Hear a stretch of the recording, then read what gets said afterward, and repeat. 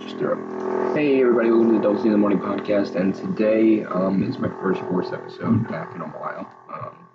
For my first sports episode, I want to stick to something that I really think I offer that's different from a lot of other podcasts. And I will let you know what that is right after the intro music. So let's go.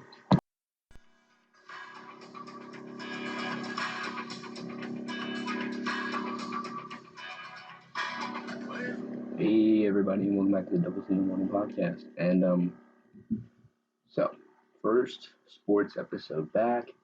You're like, what's he gonna do? What's he gonna come up with? What's he gonna do? And I'm gonna talk about all the teams that aren't being talked about. Watching a lot of NFL Network lately, and I hear the same 10, 15 teams on NFL Network every single time I turn it on. I'm tired and I'm bored of hearing about them. So I'm doing research on the teams that I thought weren't talked about a lot. And I cut out about 8. I was a little liberal with the list. I wanted to talk about teams that they're not totally being talked about, but I think a lot of people don't really know what they did in the offseason. So it's just more of an informative episode about some teams. I'm going to start with the AFC.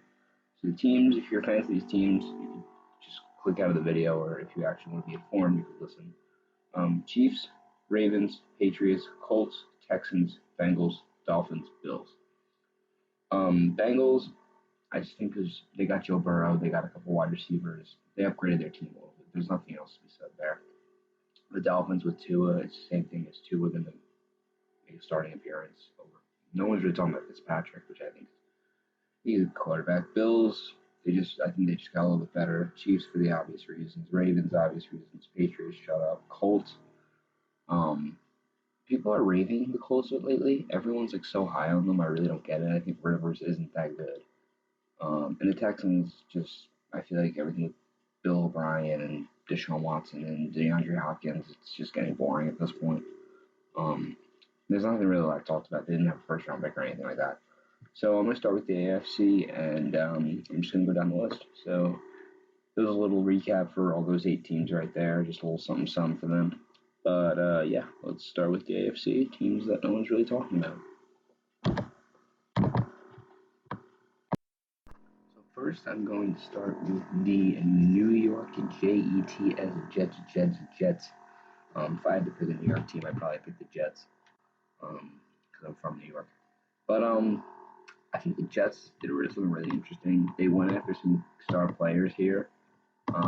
Free agency, they grabbed a bunch of offensive line, not flashy guys. Greg Van Roten, the guard, Connor McGovern, the center, and a tackle, George Fant, which are both solid pickups just to be behind that offensive line. They need help. Injuries always happen on that offensive line. Along with Mekhi Becton at Louisville, the offensive tackle, in the first round. I think they did a good job there. They also picked up a couple of nice receivers, a couple weapons for Darnold. They're going all in on him. They got Denzel Mims, the wide receiver, out of Baylor in the second round. They also picked up Rashad Perriman, the wide receiver from the Bucs, who had showed flashes at the end of last year. He looked pretty promising. I know a lot of fantasy owners really happy about them. And then the Jets went corners, defensive backs. They got Ashton Davis in the third round, the defensive back out of California. They got Brian Poole, the cornerback, and there are talk about Logan Ryan going to the Jets as well. So if the Jets can grab Logan Ryan, I think he'd add a significant amount of star power to that outside. But I think really good job by the Jets. I think you have to add weapons to Darnold's arsenal. I think if you really want to know what he has this year, I think they did a nice job. They got a couple of guards. They went right for our offensive line. He was running for his life back there. You want to keep him safe. And then they added a couple nice weapons with Mims and a Baylor. I watched a little bit of him under, the coach for the Panthers. Like, blanking right now. Matt Rule. And I think Rashad Perriman adds a deep threat on that roster, and Mims is a nice slot guy. Plus, their existing roster right now. Looking at the schedule for the Jets, the schedule makers didn't really do them any favors.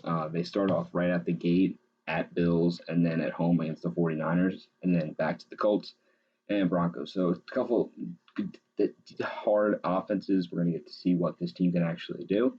The middle of the schedule kind of gets a little bit easier. You got games like the Cardinals, the Chargers. Then you go right back with the Chiefs and the Bills back to back. Patriots, Dolphins. So Patriots, Dolphins, which is weird. Kind of like back to back Dolphins. They play them on the 15th in the bye week, and then they play them on the 29th. So I think that's the first time I've ever seen that. But what really kills them is I think the last 5 games, if they are vying for a playoff spot, every other team that they're playing, I think, is better than them and is vying for a playoff spot. Like the Raiders could be. Raiders at home, Seahawks away, Rams away, Jets, Browns, then Jets, Patriots. Even though the Patriots aren't great, I think because there's a 7th playoff spot, I'm not going to get them out just yet. I'm not going to do standings. I'm not going to do any records because I want to do that later on, going down the road. Everyone's doing it now. I'm going to wait a little bit just to see what everything's going on and stuff. But, I think the Jets added nice offensive weapons for Darnold, and I think this year, if Darnold doesn't get it done, I think they're going to have to go look for some other options. Moving on to our next team. Overall, I'd give the Jets offseason I'm going to give them a B, just a straight B. I think they had some nice weapons, but I think they just did a nice job. I don't think they did anything too extraordinary. I think that they went out and got anything crazy, but I like what they did, honestly. Our next team that we're going to talk about is the Cleveland Browns. The Browns have been talked a little bit, but I think after the swing and a miss last year with all the analysis going, oh my God, how many weapons they have. This team is going to be an offensive juggernaut. I think people are really getting burned on that, which is so funny because I think they're doing the same thing with the Bucs. But that's an episode for another day. Now that the Browns actually have a grown man as their coach, I really like what they did. They said, you know what? If Baker is the future, we need to know now. Because if we don't know now, we're going to go get someone. So what did they do? They beefed up the offensive line. They got Christian Wirfs in the first round out of Iowa and Jack Conklin from the Titans, who I think might be the best offensive lineman in free agency. They did a really nice job with both of those guys. They said, here you go, Baker. You're not going to run for your life anymore. Here's a couple offensive linemen. And you know what? We're going to add Austin Hooper back in that too, who was one of the best tight ends last year. So now you have all these weapons. You have OBJ. You have Jarvis Landry. You have Austin Hooper. You have, who's the running back? I'm blanking. Kareem Hunt and Nick Chubb. If you don't get it done this year, that's it. We're done. And I agree. I honestly agree. If he can't get it done with a roster like this, I think he has to go at least 8-8. Has to go at least 8-8 to secure a job. He'll have a job next year, but I think if he does any worse than 8-8, they're going to start looking. And I think it's fair. I think it's 100% fair. Now moving to the defensive side of the ball, they added Carl Joseph, the cornerback from the Raiders, Andrew Billings, the nose tackle from Cincinnati, and Andrew Sandejo from the Vikings, the safety. They also added safety help with Grant Delpit, the safety at LSU, in the second round of the draft. And then the third round of the draft, they grabbed Jordan Elliott, the defensive tackle out of Missouri. Now, I said 8-8. They need to go 8-8. I really like the Browns' schedule. I really do, honestly. They start off tough. It gets a little tough in the front. It goes Ravens week 1. That's going to be a tough one. I don't think they're at that caliber yet. But if the season gets pushed back or anything like that, you're looking at a couple decently easy games. You got Bengals, Redskins, back-to-back. You got to win those games. Then you go down to Dallas, and then you play the Colts and the Steelers, 3 games. You got to pick up at least one of those games. I'd say you have to pick up at least 2. But then the schedule really doesn't get tough for the Browns. They play the Bengals again, then the Raiders at home, then the Texans at home, then the Eagles at home. You have at least a month where the Browns are just at home.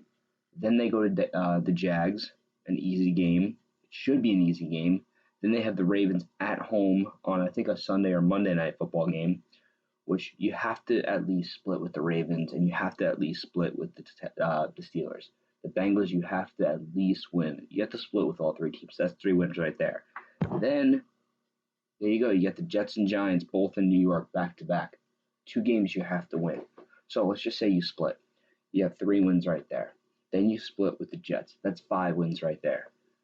Then you need to beat the Jags, Redskins, Cowboys, Raiders.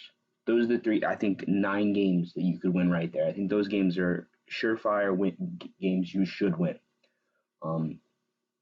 You just never know with the Browns. If I had to rate them on an off-season scale, I'd give them an A-. I think they have a head coach who's actually a grown man, focused on what needs to get done. And I really liked what they did this offseason. I think adding Jack Conklin was the best move on the whole roster. I think a lot of people say Austin Hooper was. They're getting a real tight end, but I really like David Njoku, and I think he just a lot of injury unluckiness happened to him last year. I really like Carl Joseph, the cornerback from the Raiders, going on that team too. I think it adds a little bit of star power to them. And I know Christian Wirfs kind of seems like, just an offensive tackle, but I think you're protecting Baker now. He's not going to have to run over his life. He has weapons, and if he doesn't do it this year, I think the Browns really have to start looking for another option. So, yeah, that's my review on the Browns offseason. My next team to discuss is the Pittsburgh Steelers, who have been really, really quiet. I have not heard a single thing out of Pittsburgh. So, what do? Hop on the old Google, type some stuff in, and I learned that they might have really quietly won free agency. The offseason, besides the draft. They held on to Matt Feiler, the offensive lineman. I think you need to protect Ben at all costs. I think without Ben, there's no season. That might be a little bit much, but I do think without Ben, without Ben, we saw what happened. Mason Rudolph, helmet to the head, and Duck Hodges, the little boy running around. But that's besides the point. I think they did a really nice job getting Chris Wormley, the defensive tackle from the Ravens.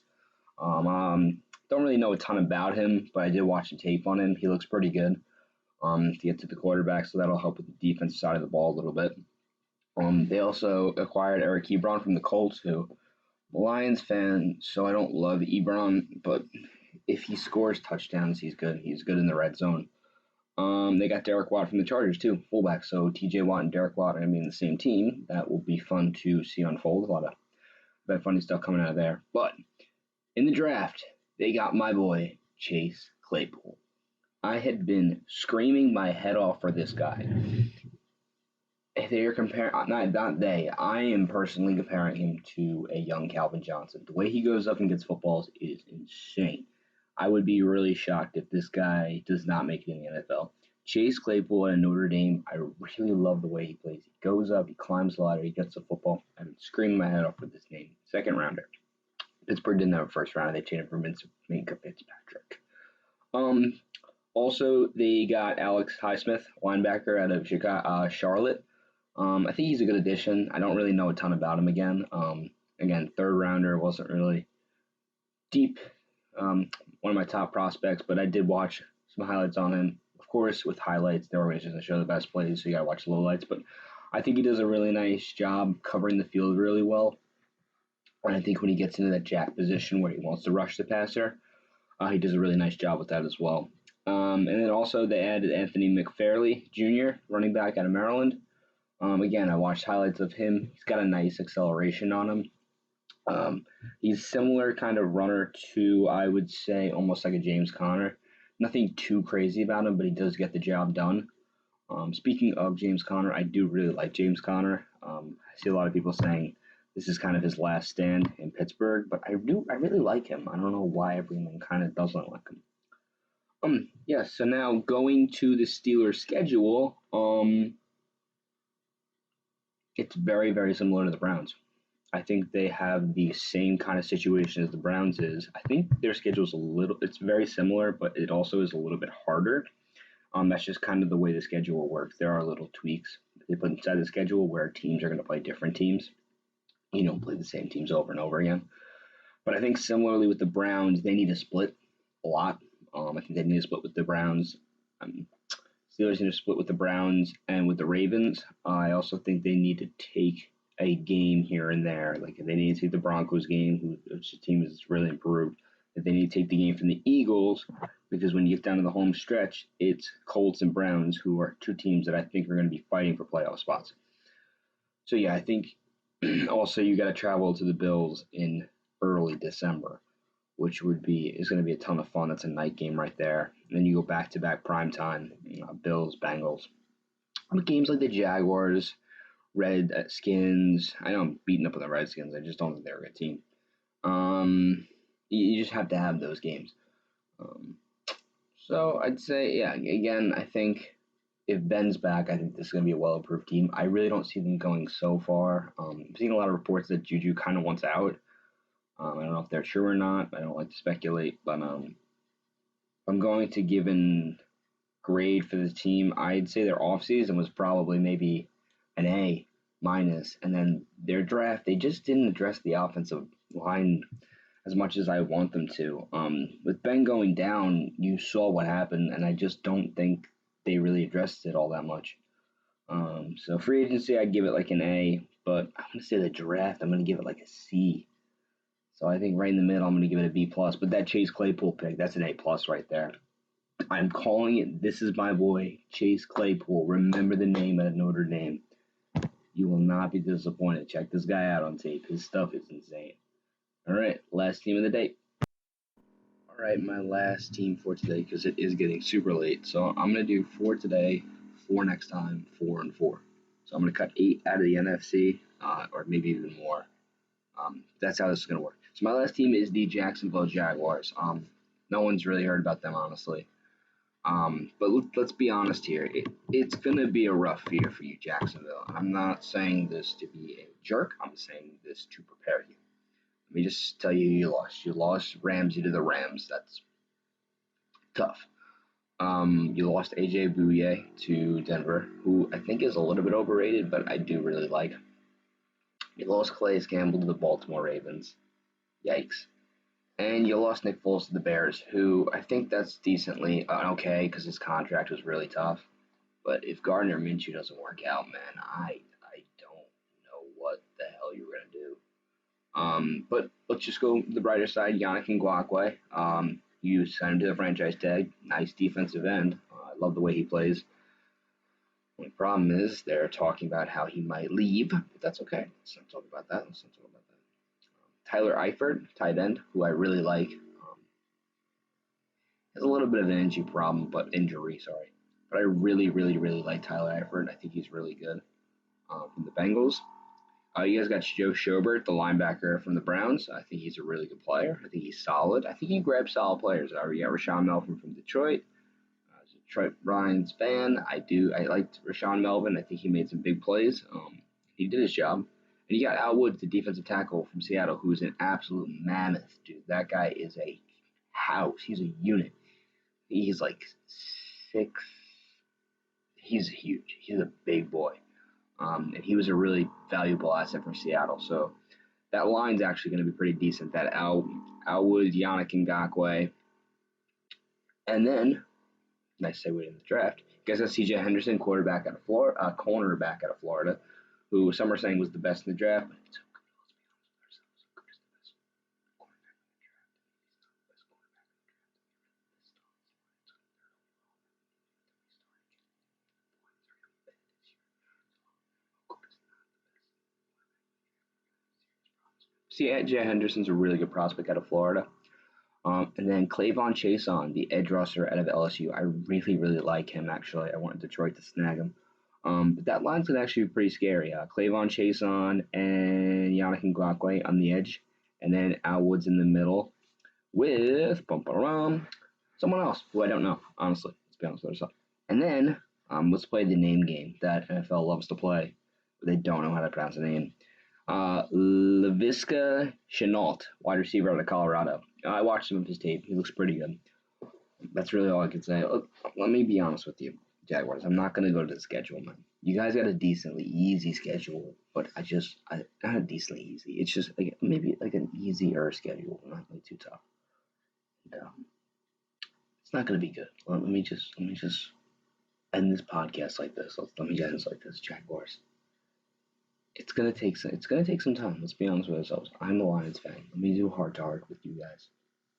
It's hard, it's gonna be really tough, but it's gonna take a couple of years. It may take maybe moving on from some guys that you really wanted to work out.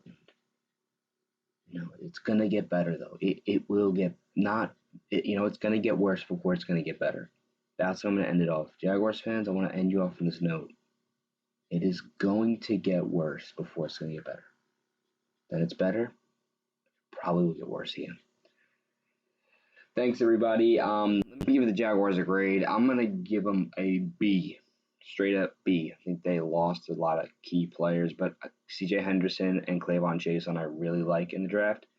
And I love Tyler Eifert, and retaining Yannick Ngakoue is also a good hold. So, and Joe Schobert, let's not be out. Schobert, linebacker from the Browns, really good guy. I don't know him personally. I just feel like he's a good guy. But that will do it for the Double T in the Morning podcast. Thank you again, everyone, for listening. Reminder, the Tuesday show is going to probably be football again because I did country back-to-back, so it's going to be football on Tuesday, country on Thursday. It's going to be the next 4 teams, I believe. Let me pull it up. It is going to be the Tennessee Titans. It's going to be the Denver Broncos. It's going to be the Las Vegas Raiders and the Chargers. So those are the 4 teams that I'm going to overview in the next show. But thanks, everyone, for watching. If you can, leave a like. And just any feedback or updates would be awesome. So, thanks guys for everything, and I hope you guys have an awesome rest of your day. Signing off. Thanks, guys.